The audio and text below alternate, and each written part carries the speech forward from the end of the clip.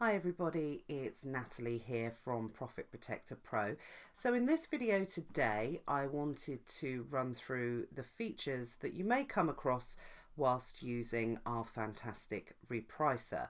So as you can see here, straight away we are on the inventory page. So once you have gone through the process of setting up Profit Protector Pro, which there is a separate video for that, so if you need to find that, that is in the onboarding section where you can set up and use Profit Protector Pro. So this video is for once you have set up Profit Protector Pro. So we are on the inventory page. So once you set it up and all of your products have been pulled through from your Amazon Seller Central account, you should see something that looks like this. Now, just to make this clear for the purposes of this video, this is actually a test account, so we don't actually have lots of products to show you, but there is most definitely enough information here to be able to run through all of our fantastic features.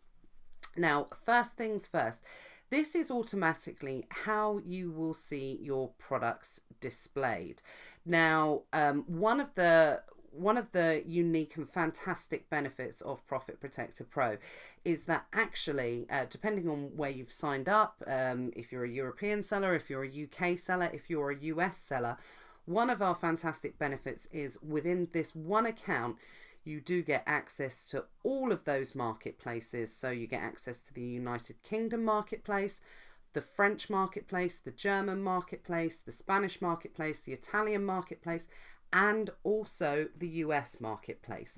Now, as you can see here, all of the marketplaces are displayed for you to be able to do your repricing from one centralized location. However, we do appreciate that not everybody sells on all of these marketplaces. So we have very recently introduced a tab option to be able to show you all the marketplaces at once.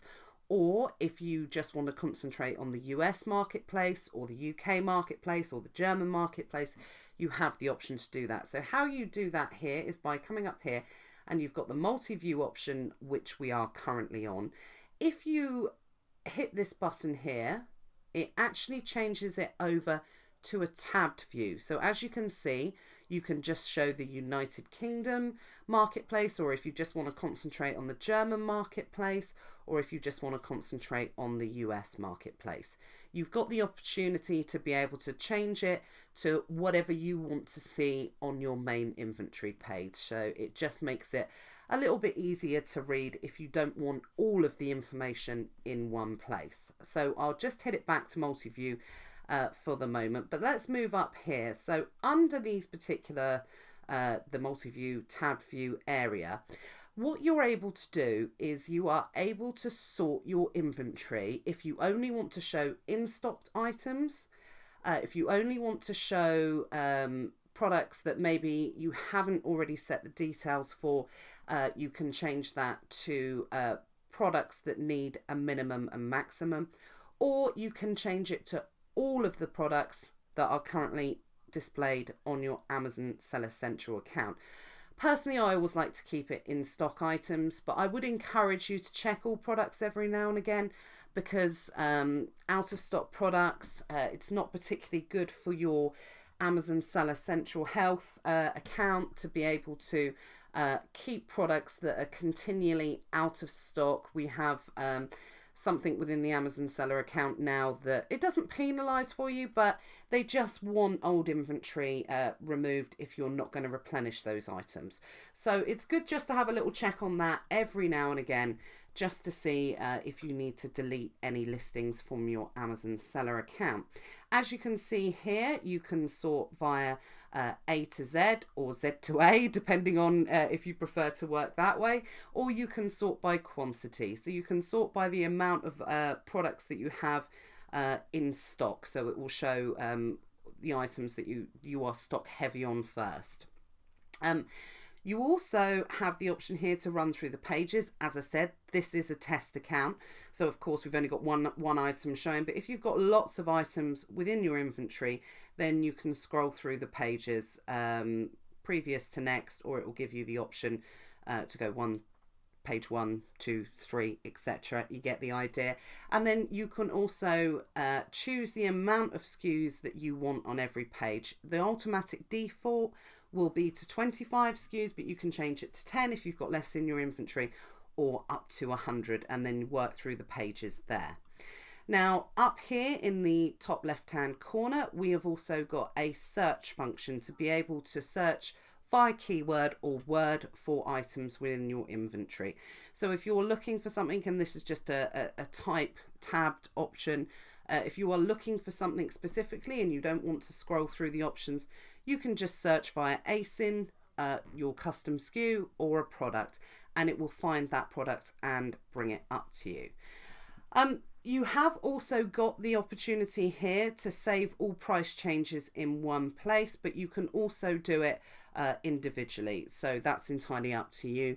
Or you can set all of your strategies to default in one place. So whatever you have set in the original settings when setting up your Profit Protector Pro, whatever strategy that you have set to default, you can press that option here to set all of those, all of your current and live ASINs. You do have the ability to be able to set that to your default strategy. Now, as we move down, you can see here, as I said, test account. So just the one option to show you, I'm afraid.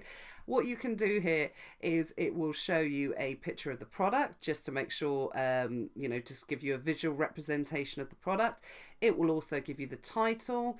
It will give you your SKU. So that's the custom SKU that you have entered into your Seller Central account when you've listed the item. It will give you the ASIN. It will give you the stock amount.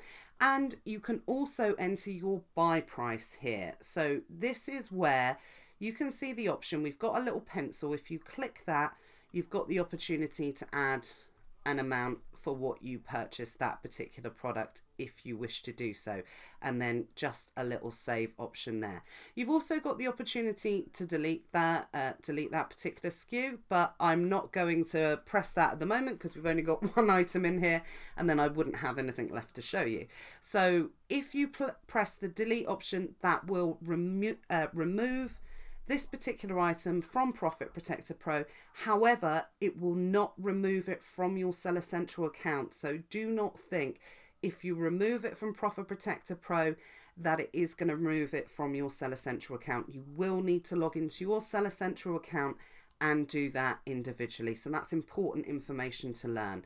As you go through and you can use Profit Protector Pro, what you'll see here is you've got little options to be able to hover over with the little question mark, and it will tell you a little bit more about that feature.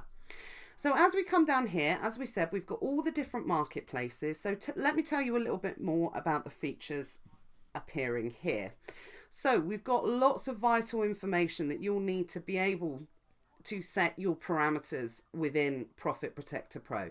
So the information displayed will be the current buy box, if there is no buy box, if the buy box is being suppressed, or if there's no buy box for whatever reason, then it will state that there is no buy box. You can see here in the French market, there is a buy box, so therefore, and the buy box is showing at €94. But again, just hover over the little question mark and it will give you some further information about that particular data point. Now, all of our information comes via an Amazon API feed. It is controlled regularly and it's collated regularly, and we just make it clear that all of the updates should show within 2 hours. So if there has been a recent change and you see that there has been a change in the buy box price, just bear in mind it might take a little while to update that information. Now, the second option down is low FBA price. So this will show whatever the lowest FBA price on that particular listing is at the time. But again, just bear in mind that if there has been a recent change, it might take a little while to update that.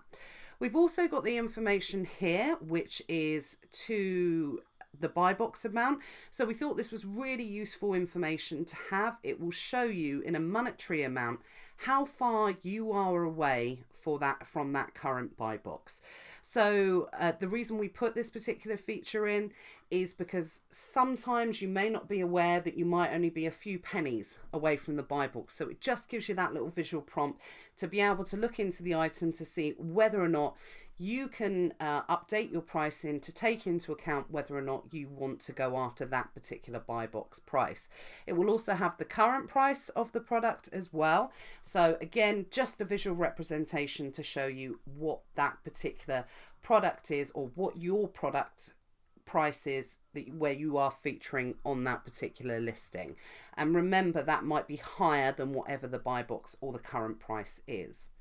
We also give you the opportunity here to add in your break-even price, because there's nothing more frustrating than trying to remember what you paid for a product, or how much your calculation is in order to break even. You might have been sat on the stock for some time and you might want to liquidate that stock. It might be time to get your money back. So there's two options here. You can add this option on the Chrome extension, or if you want to manually add this option, you just need to press the little pencil button and you can physically add it in and save it there. And it's just a it's just a reminder of what amount you need in order to break even on that particular product.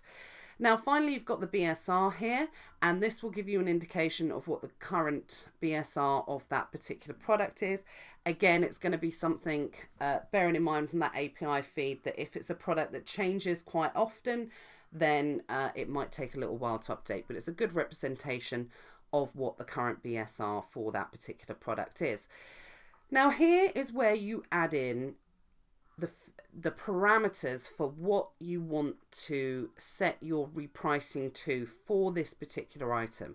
So again, I'm not gonna save anything because this is a test account, but just to give you an idea, if your minimum is £10 and your maximum is £20, you just put the monetary amounts in there and then you save changes.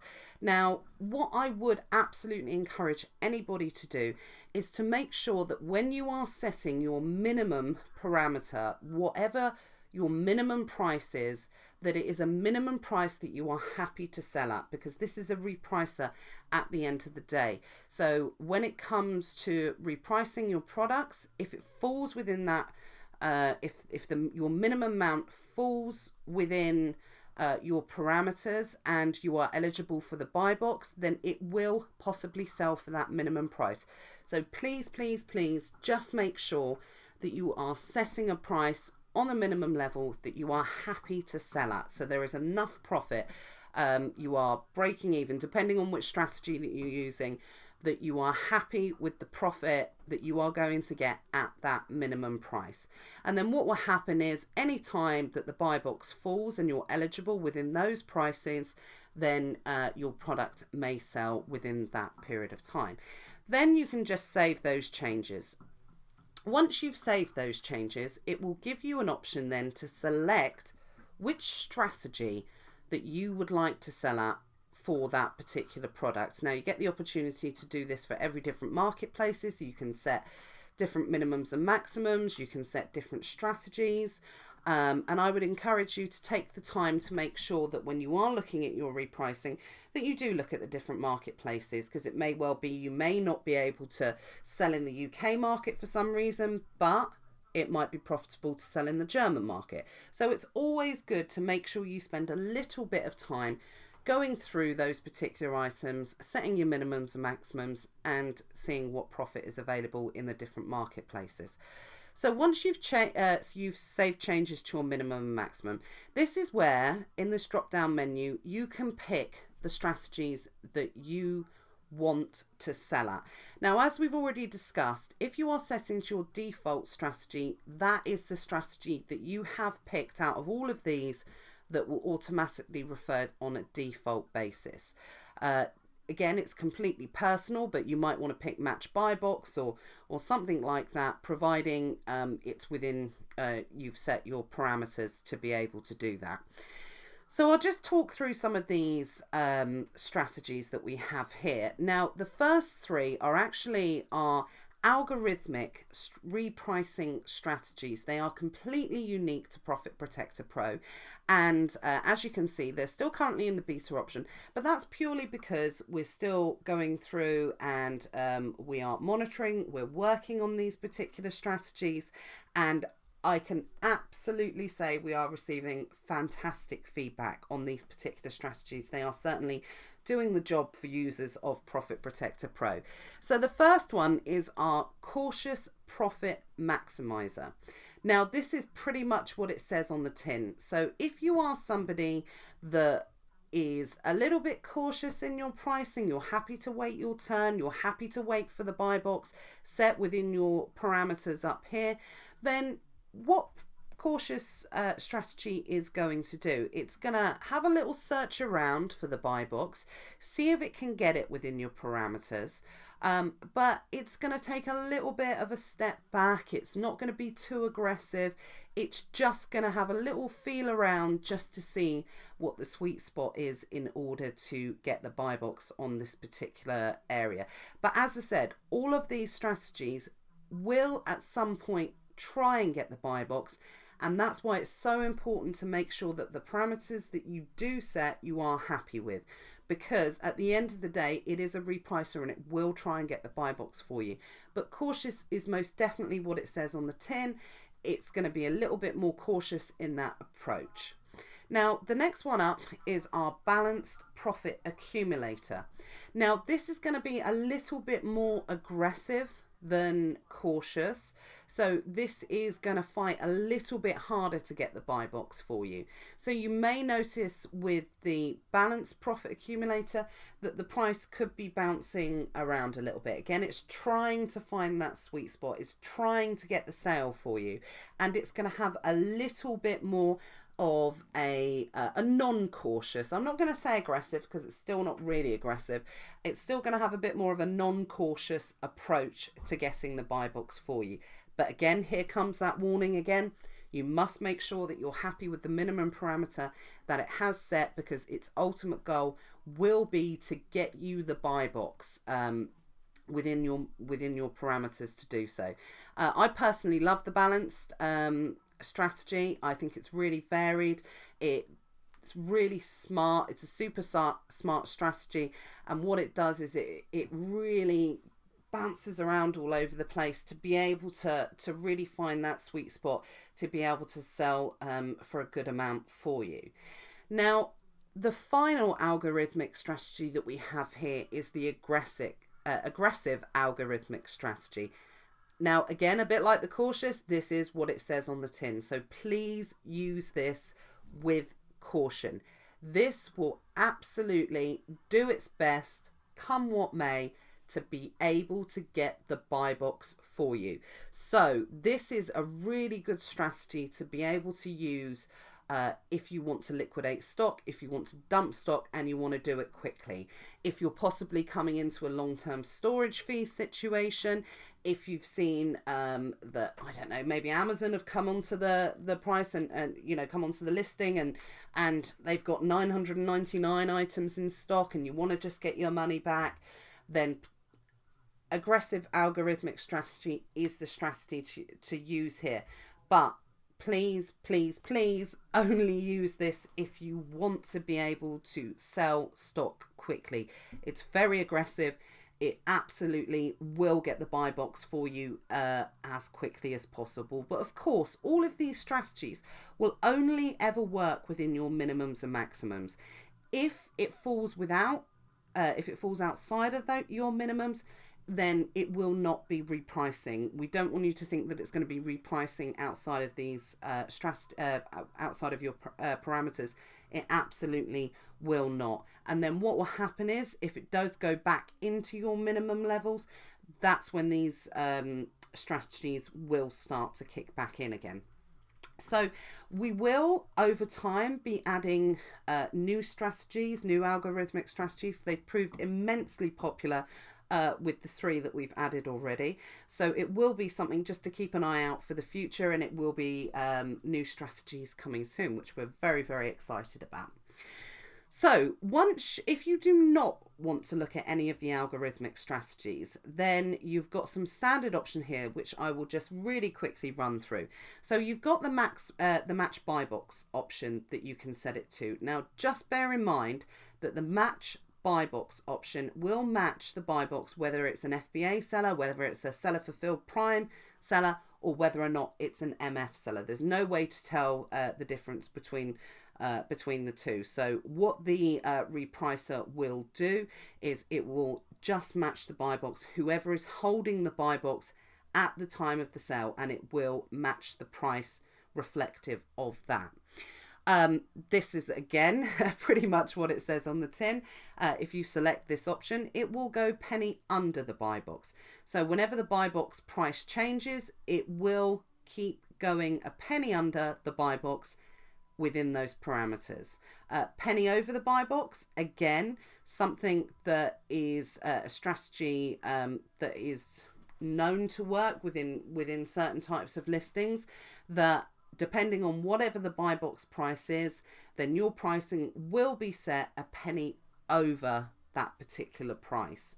We've also got match low price here. Again, this is not discriminative of merchant fulfilled, seller fulfilled. It will just match the lowest price on that particular listing. Now, it may well be it will match the lowest price who's not even holding the buy box. An FBA seller might be holding the buy box, and the lowest price might be an MF seller. So I would certainly use this one with caution, because it may well be that as an FBA seller, if that's the particular route that you're selling with on Amazon, that you force the price lower when you didn't need to. So just make sure you use this particular one in with caution, and make sure you're checking out your competitors on the listing.